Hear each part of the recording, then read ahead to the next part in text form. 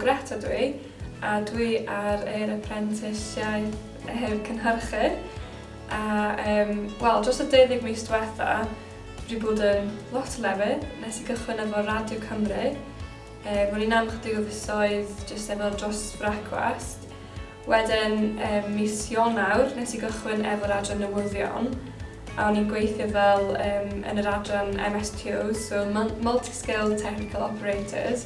So oedden nhw yn gofalu am y rhaglenni Bulletin Newyddion, so Bulletin 12 a 12 sorry. A wedyn ni'n edrych ar rhoi y bulletin yna ar yr awyr a cyfarwydd o heini. So ges I ddysgu sut I gyfarwydd nhw a be I wneud yn y galeri a erbyn diwedd ar ôl rhyw chydig o fisoedd ges I wneud o'r dysgu fy hun, so ni ar shifts wedyn fel aelod o'r tîm, so hynna'n brofiad really good a mae'n rhywbeth sy'n ni'n hoffi wneud yn dyfodol fel cyfarwyddo, so mae'n definitely fel good training gychwyn.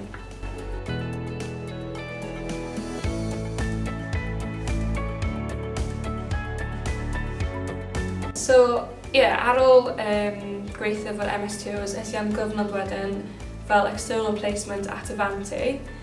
A dwi wedi bod fanny ers Gorffennaf, nes I orffen efo nhw wythnos diwetha. A edrych nôl really ar y flwyddyn, mae wedi bod yn gyfle really dda I jyst gallu gweithio yn gwahanol adrannau a gweld sut mae pawb yn gweithio. A dwi'n meddwl yn bersonol, mae hynny wedi helpu fi addasu I lot o bobl gwahanol a gweld sut mae bobl allan gweithio.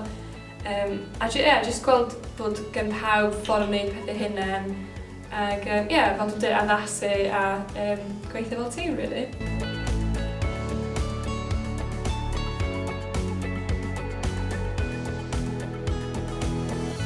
Yn sicr, pan ni'n mynd dros gwaith efo Lisa bore yma yn siarad am yr wahanol unedau, oedd hi a fi'n dweud bod o'n syndod fel bod fi'n gallu lincio'r profiadau yma i'r gwaith hynny. O Lisa yn dweud fel gennau gymaint o wahanol bethau dwi'n gallu fel relate nôl I.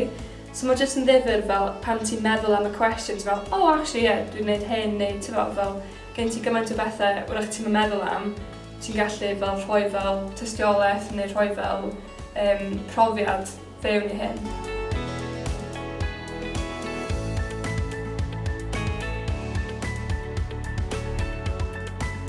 Fel yn bendant, hyd yn oed fel tu allan i'r safle gwaith hefyd, fel efo fel problemau eraill wrach sy'n codi fel problemau gwaith falle neu rhywbeth personol fel mae Lisa sy'n chwarae teg di helpu gymaint o nhw'n gallu ac fel pethau fel yn y gweithle hefyd maen nhw'n gallu rhoi cyngor a pethau fel yna. Mae'n really nice gwybod bod rhywun sy'n gallu troi tu allan y BBC hefyd achos wrach bod yn rhywbeth am hynny neu ti eisiau cyngor o rhywun sydd ddim yn y BBC falle. So mae'n really nice bod nhw yma fel rhywun sy'n hyfforddi a rhywun I helpu hefyd.